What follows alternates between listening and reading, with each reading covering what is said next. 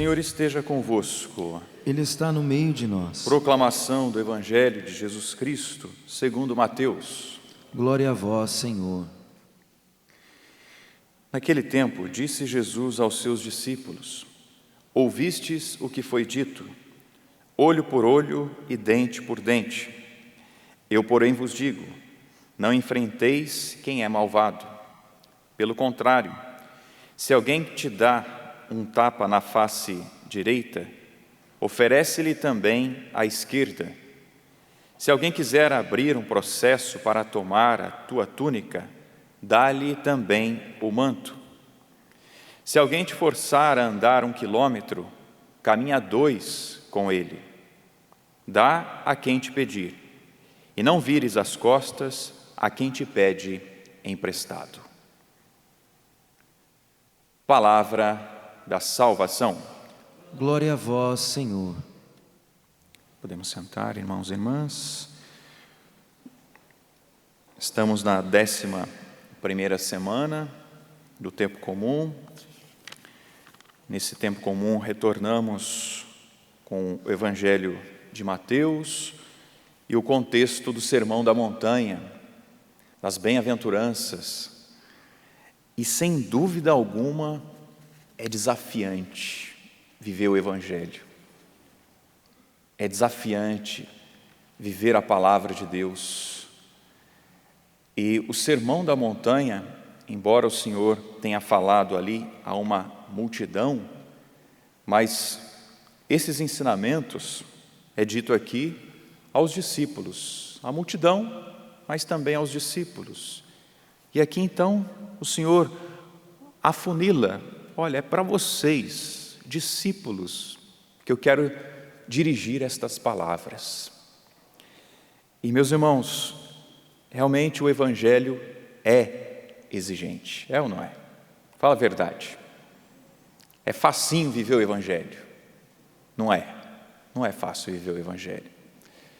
E o Evangelho nos provoca realmente a dar uma resposta e avançar na nossa caminhada espiritual. Não é sombra, é água fresca. Não é prosperidade aquilo que nosso Senhor nos promete. Ele nos promete cruz, sofrimento, dor. Mas aqueles que sofrem em Cristo são bem-aventurados. Aqueles que suportam em Deus já são vencedores. Então isso deve, apesar das notícias aqui, né, de tudo que a gente está vivendo, deve também alegrar o nosso coração se nós estamos em Deus. Se nós estamos em Deus. As bem-aventuranças que nós escutamos, essas propostas de nosso Senhor, é mesmo para nós que queremos crescer na fé, na espiritualidade, amadurecermos. Não são promessas de prosperidade, mas são propostas para imitar Jesus. Você quer imitar Jesus? Nós queremos imitar Jesus? Então devemos viver as bem-aventuranças. E embora o Senhor estivesse falando à multidão ou aos seus discípulos, Ele estava falando dele mesmo. Ele é o bem-aventurado do Pai. A lei de Talião, que foi mencionada aqui por Jesus, olho por olho e dente por dente, está lá na lei do Talião. A lei do Talião faz parte de um código, né, que os judeus confeccionaram, código de Hammurabi, do século XVIII, antes de Cristo. E já era uma tentativa de conter a violência, o excesso do mal para aquele que havia sofrido o mal. Então, a pessoa, por exemplo, teve o braço machucado pelo seu agressor. Então, a pessoa que tinha sofrido tinha o direito de também machucar o braço da outra pessoa. Pronto, cessa, parou aí, acabou aqui. era uma forma de justiça. Por quê? Porque antes, quem era mais poderoso, o que fazia? Machucava não só o braço, mas a perna, a cabeça e tudo mais, né? Então havia um excesso. Então a lei do talião era para tentar controlar isso. Olha, machucou o braço, então machuca o braço do outro e pronto, está tudo certo, tudo resolvido. Era uma forma de justiça, não é? Mas olha só o que Jesus propõe então, né? Olha, foi dito olho por olho, dente por dente, mas Jesus disse: não enfrenteis quem é malvado.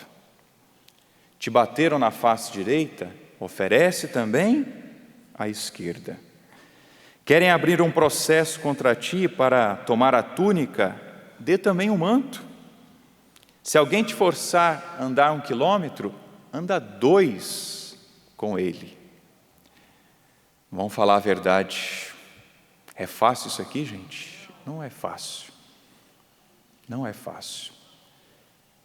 Mas nosso Senhor nos chama a dar uma resposta, não de concordância com a injustiça, atenção, não de concordância com a injustiça, mas de dar esse passo além mesmo, de crescimento, de maturidade, que é o passo de misericórdia, que é o passo de tolerância, que é o passo do perdão. Não é tratar o mal com o mal, entendeu? É isso que nosso Senhor quer propor, para cessar a violência e para cessar as guerras que nós estamos vivendo, meus irmãos. Não há outro caminho, a não ser o diálogo, a partilha, a tentativa de organizar as coisas, mas não é o mal com o mal. É isso que nosso Senhor quer propor a nós, e é isso que o Senhor propõe a nós, meus irmãos. Oferecer esse caminho, nosso Senhor oferece esse caminho, é perder para ganhar, entendeu? É isso que nosso Senhor está nos propondo. Oferece também a face esquerda, que anda 1, anda 2, tenha paciência com esse irmão, com o processo que você está vivendo, com a pessoa. Anda 2, calma, as coisas vão se resolver no caminho, pela misericórdia de Deus.